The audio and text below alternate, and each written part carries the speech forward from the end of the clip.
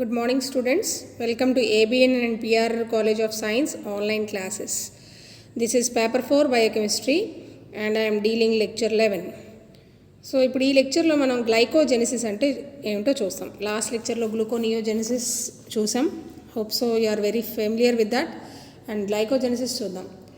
So glycogenesis అంటే synthesis of glycogen from glucose. చూడండి అమ్మా, ఒక్కసారి డెఫినేషన్ చెప్తాను వినండి. Synthesis of glycogen from glucose is known as glycogenesis. అంటే గ్లూకోజ్ అనేది చిన్న చిన్న మాలిక్యూల్స్ ఉన్నాయనుకోండి, ఒక్కొక్క ఇండివిజువల్ గ్లూకోజ్ మాలిక్యూల్స్ చైన్ కింద ఫామ్ అయ్యి మనకు పెద్ద గ్లైకోజన్ ఫామ్ అవుద్ది అనమాట. ఇది సాధారణంగా ఆల్మోస్ట్ ఆల్ ద టిష్యూస్లో జరుగుతూ ఉంటుంది మన బాడీలో. మరి ముఖ్యంగా మజిల్, లివర్లో అత్యధికంగా జరుగుతూ ఉంటుంది అనమాట గ్లైకోజెనిసిస్. ఎందుకు అదే సైట్స్ జరుగుతుంది మనకి? ఆ సైట్స్లో ఆ పర్టికులర్ గ్లైకోజెనిసిస్ సంబంధించిన ఎంజైమ్ మిషనరీ ఉంటుంది కాబట్టి అక్కడే జరుగుతుంది గ్లైకోజెనిసిస్.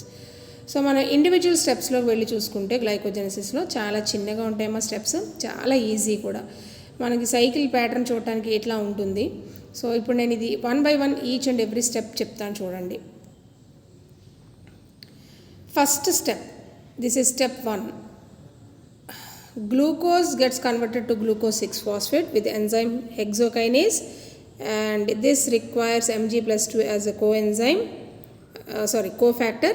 అండ్ ఇక్కడ మనకి ఏటీపీ యూజ్ చేసుకుంటుంది అనమాట. ఏటీపీ దానికి ఉన్న ఫాస్ఫేట్ గ్రూప్ కాస్త గ్లూకోజ్కి ఇస్తే గ్లూకోజ్ 6th ప్లేస్లో ఫాస్ఫేట్ గ్రూప్ ఫాస్ఫోరిలేట్ అవుతుంది. ఈ ప్రాసెస్ని ఫాస్ఫోరిలేషన్ అంటారు. Where ATP gets converted to ADP కింద కన్వర్ట్ అవుద్ది. So glucose gets converted to glucose 6-phosphate. ఇది చాలా ఫెమిలియర్ స్టెప్, మీకు ఇంతవరకు ఏం ప్రాబ్లం ఉండదు. నెక్స్ట్ స్టెప్ ఏంటో చూద్దామండి. Step 2, this is step 2. Phosphoglucomutase ఎంజైమ్తో గ్లూకోజ్ 6-phosphate కాస్త మన గ్లూకోజ్ 1-phosphate కింద కన్వర్ట్ అవుద్ది. మీకు ఇక్కడ నేనంతా కూడా హ్యావర్త్ ఫార్ములాస్ వేశాను. మీకు హ్యావర్త్ ఫార్ములాస్ ప్రాబ్లమాటిక్గా ఉంటే మీరు ఫిషర్ ఫార్ములా కూడా వేసుకోవచ్చు, అంటే స్ట్రైట్ చైన్ ఫార్ములాస్ కూడా వేసుకోవచ్చు. 6th ప్లేస్లో ఉన్న ఫాస్ఫేట్ గ్రూప్ కాస్త 1st ప్లేస్లో వెళుతూ ఉంటుంది అనమాట. సో 6th ప్లేస్ మళ్ళీ మామూలుగానే ఉండిపోతుంది. సో 6th ప్లేస్లో ఏం ఉండదు. సో 1st ప్లేస్ అంటే 6th ప్లేస్లో ఉన్న ఫాస్ఫేట్ గ్రూప్ 1st ప్లేస్లో వెళుతూ ఉంటుంది. సో విదిన్ ద మాలిక్యూల్ ఆ గ్రూప్ చేంజ్ ఉంటుంది, దాన్ని మ్యూటేజెస్ అంటారు కదా. those enzymes will be catalyzed by mutases. Those reactions will be catalyzed by mutases. However, this reaction is reversible, and అంటే ఇక్కడ నేను రివర్సిబుల్ యారో వేయలేదు, it's reversible and this enzyme requires Mg+2. ఈ ముందు రియాక్షన్ మాత్రం ఇర్రివర్సిబుల్ స్టెప్. హెక్సోకైనేజ్ స్టెప్ ఎక్కడొచ్చినా అది ఇర్రివర్సిబుల్లే. So ఈ step, second స్టెప్లో ఫాస్ఫోగ్లూకోమ్యూటేజ్లో మనకి గ్లూకోజ్ 6-phosphate గ్లూకోజ్ 1-phosphate కింద మారుతుంది. ఇంకా థర్డ్ స్టెప్లోకి కనుక వెళితే మనం, this is the third step. ఈ థర్డ్ స్టెప్లో మనకి గ్లూకోజ్ 1-phosphate యాక్టివేట్ అవుతుంది అనమాట. యాక్టివేషన్ దశలోకి వెళితే కానీ గ్లైకోజన్ ఫార్మేషన్ మనకి సుతరామం జరగదు. అందుకని యాక్టివేట్ అవ్వాలి. యాక్టివేట్ చేసే మాలిక్యూల్ ఎవరు అంటే uridine diphosphate, UTP. Uridine triphosphate అనుకోండి for example, UTP, uridine triphosphate. ఇక్కడ నేను గీయడానికి చూస్తే ఇక్కడ యూరిడిన్ డైఫాస్ఫేట్ లాగే అనిపిస్తుంది, బట్ ఇక్కడ నేను యూటీపీ తీసుకున్నట్టుగా, యూటీపీ తీసుకుంటే ఇనార్గానిక్ ఫాస్ఫేట్ రిమూవ్ అవుతున్నట్టు 2 ఇనార్గానిక్ ఫాస్ఫేట్లు రిమూవ్ అవుతాయి. సరే, ఇక్కడ నేను ఒక విషయం చెప్తాను వినండి. ఇక్కడ ఒక ఫాస్ఫేట్ గ్రూపు గ్లూకోజ్ 1-phosphate మీదే రిమూవ్ అయిపోద్దండి. ఇంకొక ఫాస్ఫేట్ గ్రూపు యూటీపీలో ఉన్న ట్రైఫాస్ఫేట్లో ఒక ఫాస్ఫేట్ గ్రూప్ రిమూవ్ అవుతుంది. సో మనకి ఇక్కడ ఓవరాల్ స్ట్రక్చర్ యూడీపీయే ఉంటుందండి. సో ఇప్పుడు ఈ యూడీపీ వెళ్ళి మన గ్లూకోజ్కి, అటాచ్ అవుతుంది. సో చూడటానికి ఇక్కడ మాలిక్యూల్ అంతా మీరు ఒక్కసారి గమనించి చూస్తే యూరిడిన్ డైఫాస్ఫేట్ గ్లూకోజ్. ఓకేనండి, మళ్ళీ చెప్తున్నాను చూడండి. ఇదంతా యూరిడిన్ డైఫాస్ఫేట్ గ్లూకోజ్. సో అందుకే మాలిక్యూల్ ఏమని రాసుకోవచ్చు మీరు? యూడీపీ గ్లూకోజ్ అని రాసుకోవచ్చు, యూడీపీ గ్లూకోజ్. సో ఇదంతా కూడా, ఈ రియాక్షన్ అంతా కూడా ఫాస్ఫోరిలేషన్ వల్లే జరుగుతుంది యూటీపీతో. అందుకే దీన్ని ఏం ఫామ్ అవ్వడం జరుగుతుంది? యూడీపీజీ ఫామ్ అవ్వడం జరుగుతుంది. అందుకే దీనికి ఎంజైమ్ ఏమని రాసుకోవచ్చు మీరు? యూడీపీజీ పైరోఫాస్ఫోరిలేజ్ అని రాసుకోవచ్చు. ఎంజైమ్ ఏమని రాసుకోవచ్చమ్మా? UDPG pyrophosphorylase. సో నా the glucose molecule is highly activated to form further to take in further molecules of glucose and convert itself into glycogen అనమాట. అర్థమైందమ్మా? సో గ్లూకోజ్ అనేది యాజ్ ఇట్ ఈజ్గా నేను చెప్పినట్టు ఏదో 4 గ్లూకోజ్ మాలిక్యూల్స్ ఇలా attach అయిపోయి గ్లైకోజన్ ఫామ్ అయిపోయావు. కానీ first the glucose will be activated and then it will be convert to the glycogen primer and then it will be converted into glycogen. అదేంటో చూద్దాం నెక్స్ట్ స్టెప్లోకి వెళితే. సో ద నెక్స్ట్ స్టెప్ చూడండి అమ్మా. ఇక్కడ మీరు next step చూస్తే UDP glucose మనకి synthesise అయింది ఇప్పుడు ఈ స్టెప్ నుంచి. సో మనకి యూడిపి గ్లూకోజ్ చూడటానికి ఇట్లా ఉంటుంది. ఇప్పుడు దీనికి గ్లైకోజన్ సింథేజ్ ఎంజైమ్తో నోట్స్లోని అక్కడక్కడ సింథటేజ్ అని రాశాను. ఒకవేళ అలా కనుక మీకు మిస్టేక్ వస్తే ఒకసారి అది కరెక్ట్ చేసుకోండమ్మా. Enzyme that is a very key enzyme for glycogen synthesis is known as glycogen synthase. So glycogen primer ఉంటుంది. అంటే సో గ్లైకోజన్ ప్రైమర్ అంటే ఎలా ఉంటుంది, నా ఆల్రెడీ సింథసైజ్డ్ గ్లైకోజన్ ఉందనుకుందాం ఇట్లాగా. సో ఇట్లాంటి గ్లైకోజన్ మాలిక్యూల్ ఉందాం అనుకుందాం. అది it acts is a primer అనమాట. ఆ గ్లైకోజన్ ప్రైమర్తో ఈ యూడిపి గ్లూకోజ్లో ఉన్న గ్లూకోజ్ మాలిక్యూల్ మాత్రమే, అంటే ఇది మొత్తం రిమూవ్ అయిపోద్దండి. Just a moment. ఇది మొత్తం కూడా యూడిపి కింద రిమూవ్ అయిపోతుంది. సో మనకు అక్కడ మిగిలింది ఎవరు, గ్లూకోజ్ ఒకటే. ఆ glucose pre existing glycogen primer కనుక అటాచ్ అయితే అక్కడ గ్లైకోజన్ ఫామ్ అవుతుంది అనమాట. అంటే ఆల్రెడీ గ్లైకోజన్ కొంత మాలిక్యూల్ అక్కడ ఎగ్జిస్టింగ్లో ఉంటుంది, దాన్ని గ్లైకోజన్ ప్రైమర్ అంటారు.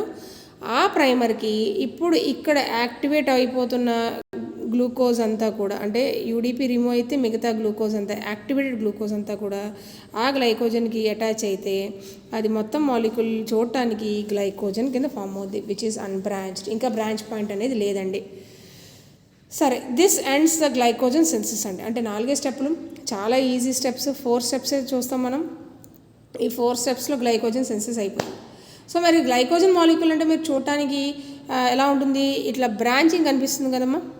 1,6 లింకేజ్తో బ్రాంచింగ్ కనిపిస్తుంది. ఇప్పుడు ఇవన్నీ కూడా ఏంటి, మనకి 1,4 లింకేజ్లు.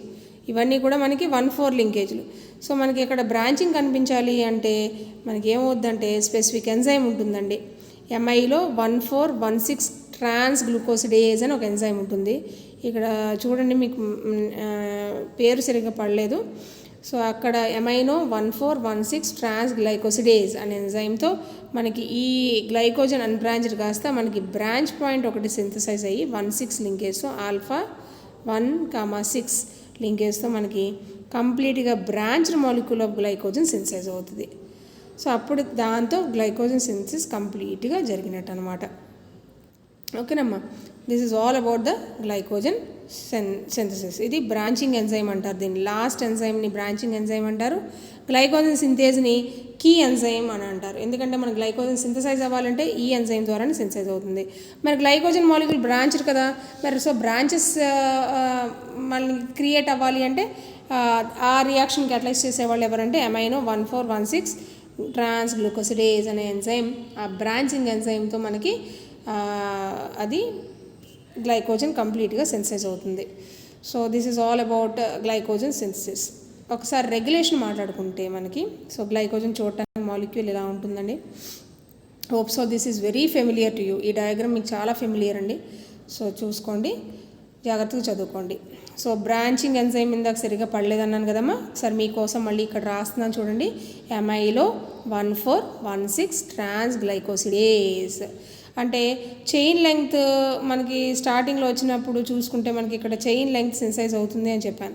ఆ చైన్ లెంగ్త్ సఫిషియెంట్గా 6 to 11 గ్లూకోజ్ రెసిడ్యూస్ అన్నీ ఫామ్ అయిపోయిన తర్వాత అప్పుడు ఈ బ్రాంచింగ్ ఎంజైమ్ వచ్చి ఎంఐలో 1416 ట్రాన్స్ గ్లైకోసిడేజ్ అనే ఎంజైమ్ వచ్చి ఇది గ్లూకోసిడేజ్ అని రాసుకోవచ్చు, గ్లైకోసిడేజ్ అని రాసుకోవచ్చు, ఎలాగని రాసుకోవచ్చు.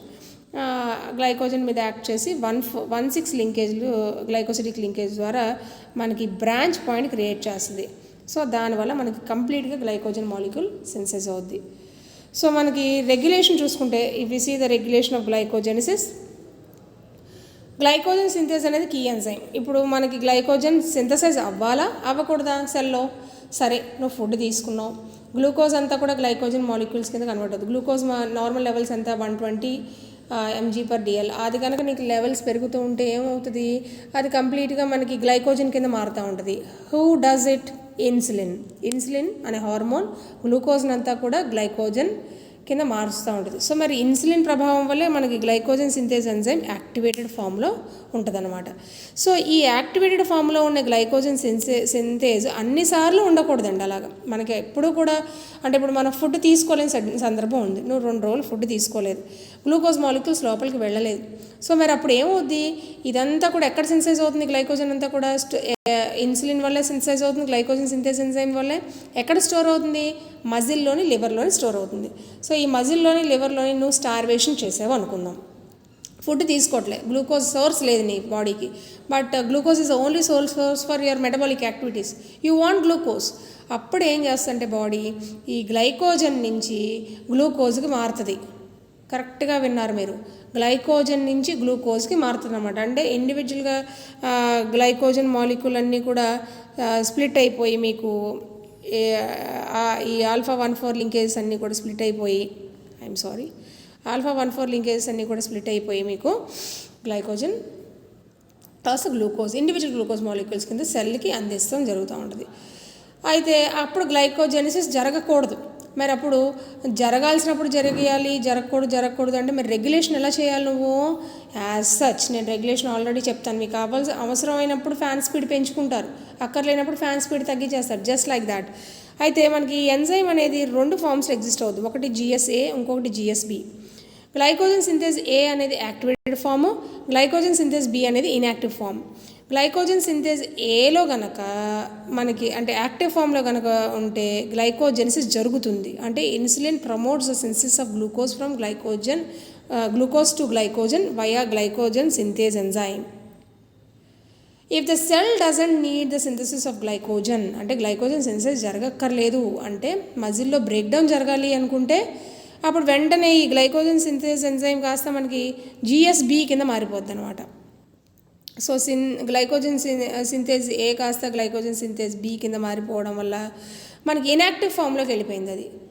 సో అప్పుడు ఇది ఇన్యాక్టివ్ ఫామ్లోకి మార్చేవాళ్ళు ఎవరు అంటే గ్లూకోగాన్ అనే హార్మోన్ అండి. అంత డెప్త్ చదవక్కర్లేదు మీరు, సో అలా గుర్తుపెట్టుకోండి. గ్లూకోగాన్ అనే హార్మోన్ వల్ల మనకి GSA కాస్త GSB కింద మారిపోతే గ్లైకోజెనిసిస్ జరగదు. సో GSB అనేది ఎప్పుడైతే ఫామ్ అయిపోతే అది ఇన్యాక్టివ్ ఫామ్ అంటారు. అప్పుడు గ్లైకోజెనిసిస్ అనేది ఇన్హిబిట్ అయిపోతుంది అనమాట. So when the glycogen synthase is converted to inactive form the glycogenesis is inhibited. మళ్ళీ నీకు గ్లైకోజన్ సింథేజ్ జరగాలి అనుకుంటే అంటే నువ్వు ఎక్కువ మళ్ళీ ఫుడ్ నార్మల్గా తీసేసుకుంటున్నావు, ఎక్కువ అమౌంట్ ఆఫ్ గ్లూకోజ్లు ఇచ్చేస్తున్నావు బాడీకి.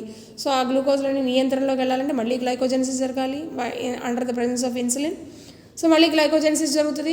అప్పుడు ఏమవుద్ది, ఈ గ్లైకోజన్ సింథేజ్ B కాస్త మనకి గ్లైకోజన్ సింథేజ్ A కింద మారుతుంది అనమాట. So this is inter convertible అనమాట. అవసరం లేనప్పుడు గ్లైకోజన్ సింథేజ్ A కాస్త B కింద మారినప్పుడు గ్లైకోజెనిసిస్ జరగదు. అవసరం అయినప్పుడు గ్లైకోజెనిసిస్ జరగాలి అన్నప్పుడు గ్లైకోజన్ సింథేజ్ B కాస్త ఇన్యాక్టివ్ ఫామ్ కాస్త యాక్టివ్ ఫామ్లోకి మారుతుంది. అప్పుడు గ్లైకోజెనిసిస్ జరుగుతుంది. This is all about the regulation. Hope so you are very clear with my explanation. ఇంకేమైనా డౌట్స్ ఉంటే క్లాస్ విన్నాక చక్కగా ఒక చోట రాసుకున్నామా, నోట్స్ కూడా రాసేసుకోండి. డౌట్స్ ఉంటే ఖచ్చితంగా ఎనీ టైం నన్ను కాంటాక్ట్ అవ్వచ్చు మీరు. కానీ డౌట్స్ రైజ్ చేయండి అమ్మా, మీకు ఏమైనా డౌట్స్ ఉంటే ఖచ్చితంగా అడగండి. గ్లైకోజెనిసిస్ ఎప్పుడు జరుగుతుంది, ఎప్పుడు జరగదు. సో జరగదు అన్నప్పుడు గ్లైకోజన్ అనేది గ్లూకోజ్ కింద మారుతుంది అంటున్నాను కదా, ఆ సైకిల్ని గ్లైకోజినోలైసిస్ అని అంటారు. అది నేను నెక్స్ట్ క్లాస్లో చెప్తాను. Until then have a nice time.